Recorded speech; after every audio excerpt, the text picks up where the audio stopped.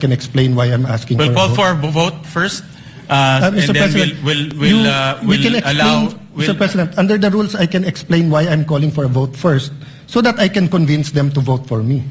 No, under the rules, When you object, there's an Mr. objection. The vote will proceed without any explanation, No, Mr. President, and after that, under the we will rules- allow the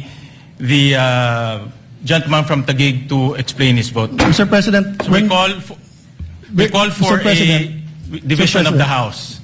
So those who are Mr. President, Mr. President, when you Wait, object, those- you're allowed to explain your Senator- objection and state Senator your Lacson objection. is recognized. Thank you.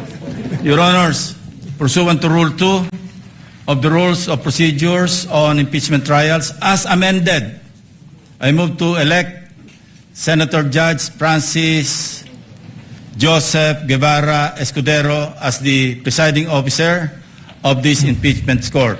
Objection, Mr. President, and may I allow to... We proceed Objection, to... Mr. President, I'm allowed to object and I'm allowed to Yes, explain you're my allowed to objection. object. You're allowed to object, but we will proceed No, Mr. with President. the division Mr. of the President, House. point of So order. those who are, Point of order, those Mr. who President. are in favor of the Mr. motion President, of Senator you're allowed to Lacson, explain para please- ma-convince mo nga please yung iba. raise your hand. We will vote by raising of hands.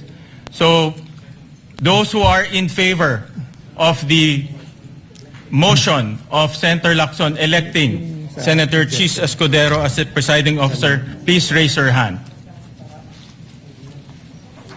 The clerk of court is directed to count the votes. No, in our rules sa parliamentary procedure.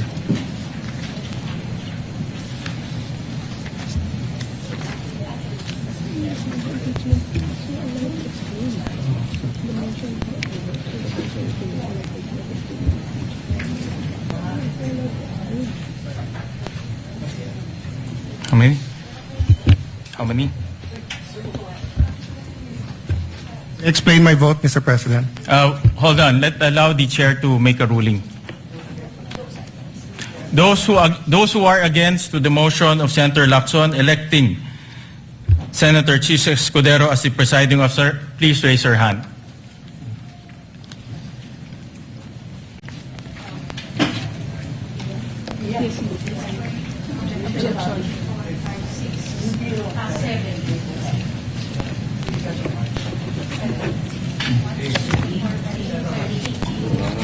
Ilan?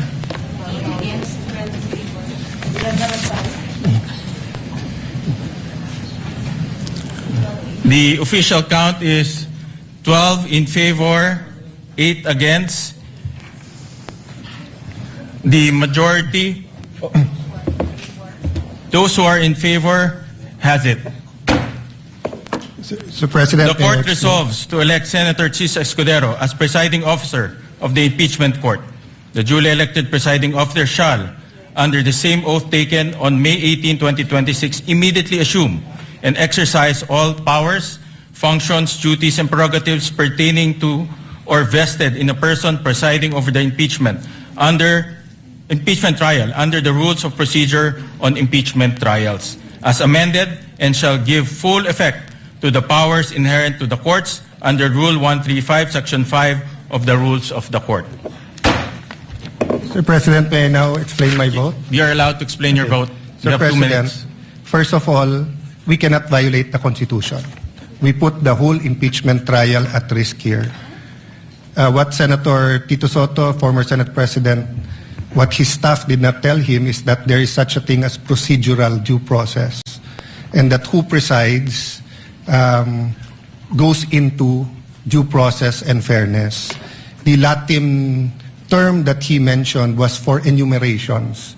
That when there are enumerations at hindi kasali doon, in this case, there was a statement that in only one case it would be the Chief Justice, because member of the Constitutional Commission who became Chief Justice Davide was going to amend precisely the Constitution to state the Senate President shall preside.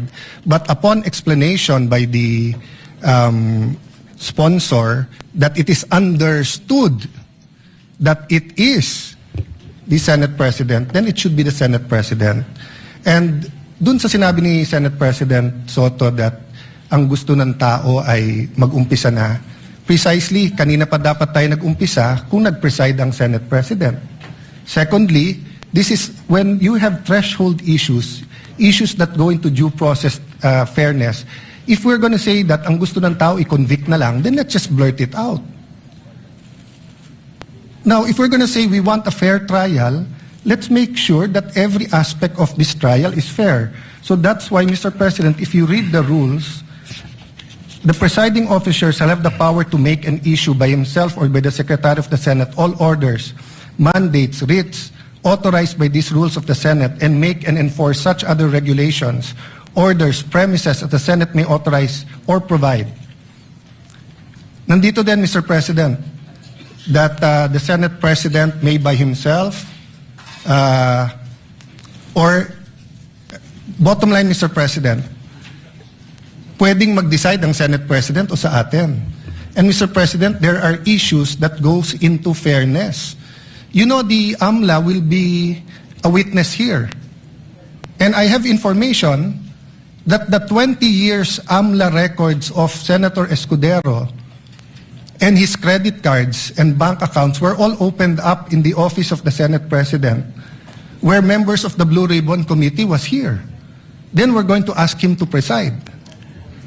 So there's a problem with, this is my explanation. This is my explanation. To the gentleman This is from factual Taguig. and this is my explanation. So I will stop there. With all due respect, your statement's already out of order. It has nothing to do with the topic on hand. No, Mr. And President. the presiding officer will strike off.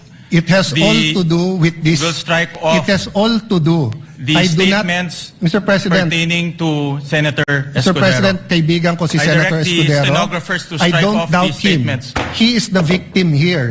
I'm not doubting him. I'm not doubting he will be fair.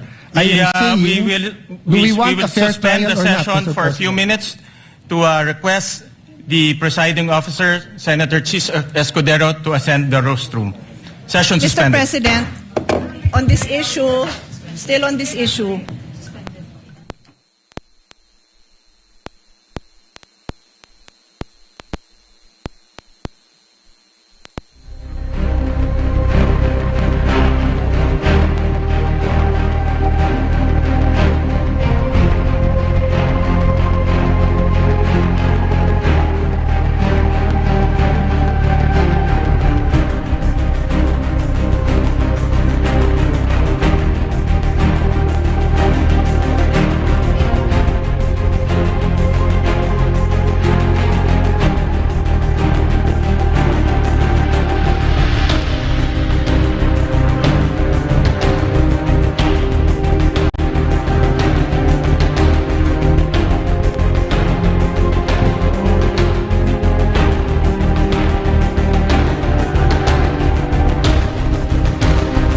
Ang sandaling ito ay hatid sa inyo ng Goldmine Farm to Market Franchise. Kung gusto mong magnegosyo ng bigasan, mag-Goldmine Farm to Market Franchise ka na. Nag-aalok sila ng dekalidad at abot kayang bigas, diretso mula sa mga magsasaka hanggang sa merkado. Para sa detalye, bisitahin ang kanilang social media pages o kontakin ang mga numerong naka-flash sa inyong screen.